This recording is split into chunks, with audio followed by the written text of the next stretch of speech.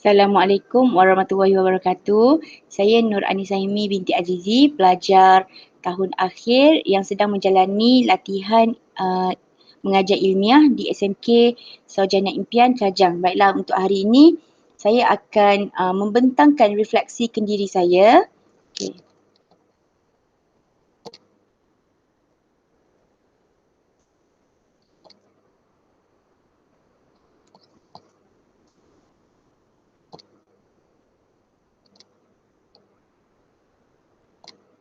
Okey, baiklah. Saya Nur Anisaimi binti Azizi, lagi sekali, bernombor matrik 188905. Okey, untuk penyelia major saya adalah Dr. Fazila Abdul Rahman dan penyelia minor saya pula adalah Dr. Rosita Radia. Okey. Baiklah, saya menjalani latihan mengajar ilmiah saya di SMK Sarjana Impian bermula pada 17 Februari 2020 dan saya akan mengakhiri latihan mengajar ilmiah saya pada 9 Ogos 2020. Okay. Baiklah, dari segi pembelajaran dan pemudahcaraan PGPC, saya menggunakan teknik pembelajaran abad ke-21 di mana saya memastikan saya menggunakan induksi set yang sangat menarik untuk menarik minat pelajar dan saya melakukan persediaan dengan awal dan sentiasa bersedia untuk sebarang perubahan atau permasalahan pada saat akhir. Jadi semasa latihan mengajar ilmiah, saya banyak menggunakan laptop, saya banyak menggunakan smartphone dan speaker sebagai bahan bantu mengajar saya dalam PDPC.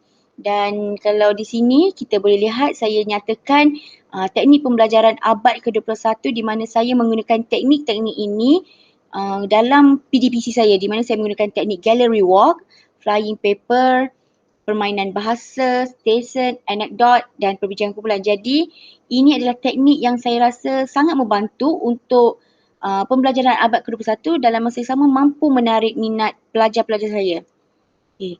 Seterusnya untuk kokurikulum, semasa hari pertama kami melaporkan diri, kami diberi pilihan untuk memilih kokurikulum yang ada di sekolah tu. Jadi untuk kokurikulum yang ada di sekolah tu saya memilih badan beruniform.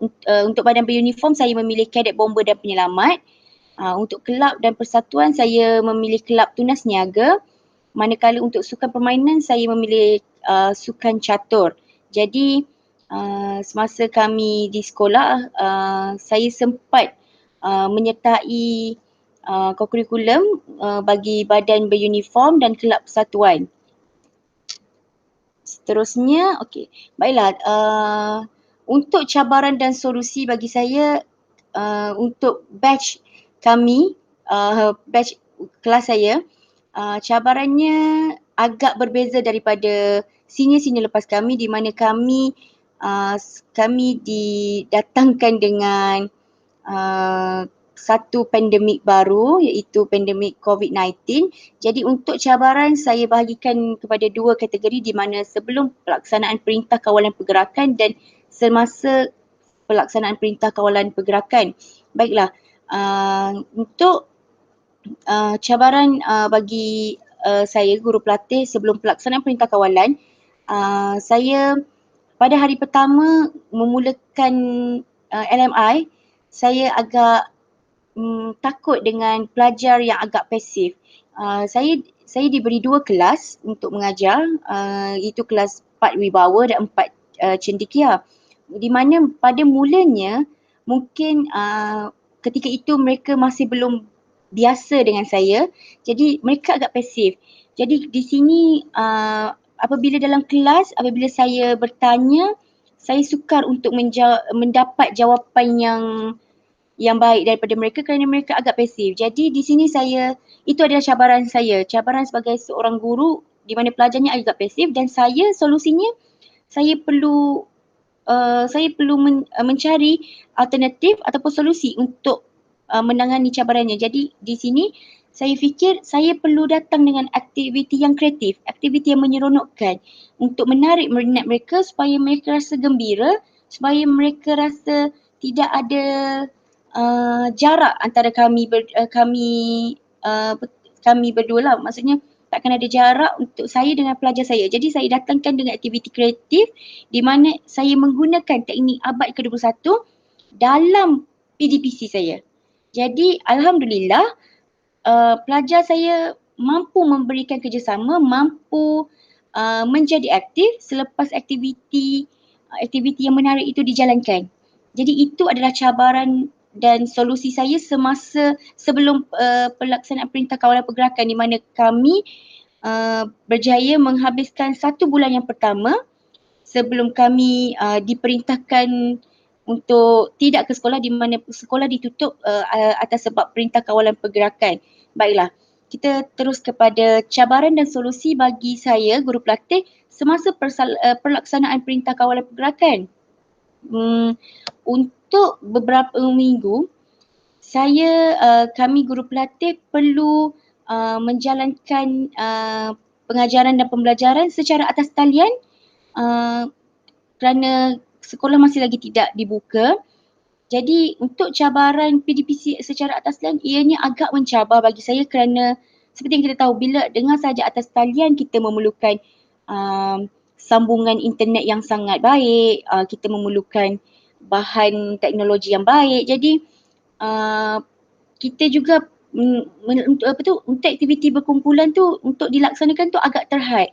Jadi itu adalah cabaran yang bagi saya sangat besar, di mana ianya satu benda yang baru untuk saya dan untuk rakan-rakan saya pasti, sebab sebelum ni bagi senior-senior kami tak pernah ada masalah sebelum ini seperti ini. Jadi kami adalah batch pertama yang mengalami, yang terpaksa menghadapi suasana seperti ini. Jadi untuk cabaran saya bagi semasa pelaksanaan Perintah Kawalan untuk melaksanakan PDPC secara atas talian itu sendiri.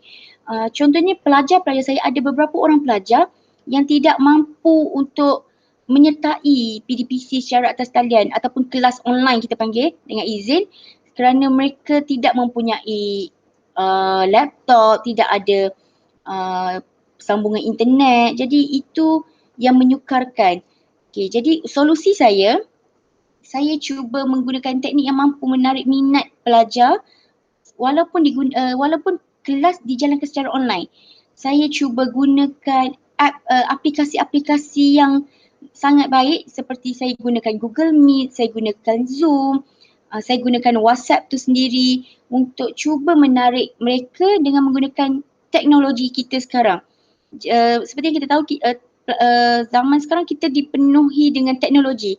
Kita ada lambakan teknologi. Jadi kalau kita tak gunakan dengan sebaiknya, rugilah bagi kita. Jadi solusinya saya buat sedikit pemantauan bagaimana untuk mereka mudah untuk sertai kelas online saya. Jadi itu sedikit apa yang saya lakukan. Jadi pada 15 Julai 2020 kami dikendaki untuk pulang semula ke sekolah. Sekolah telah buka lah. Jadi di sini juga satu cabaran dan bagi saya juga satu pengalaman yang baru, di mana kami guru-guru dan pelajar perlu mematuhi SOP yang ditetapkan oleh kementerian. Jadi untuk mencipta aktiviti kumpulan tu juga agak sukar. Bukanlah tidak boleh, tapi agak sukar kerana kita masih mematuhi SOP, masih perlu menjaga penjarakan sosial, tapi masih saya mampu datang dengan solusi di mana kita akan ada juga aktiviti berkumpulan tapi dalam keadaan yang terhad. Jadi itu sedikit tentang cabaran dan solusi saya.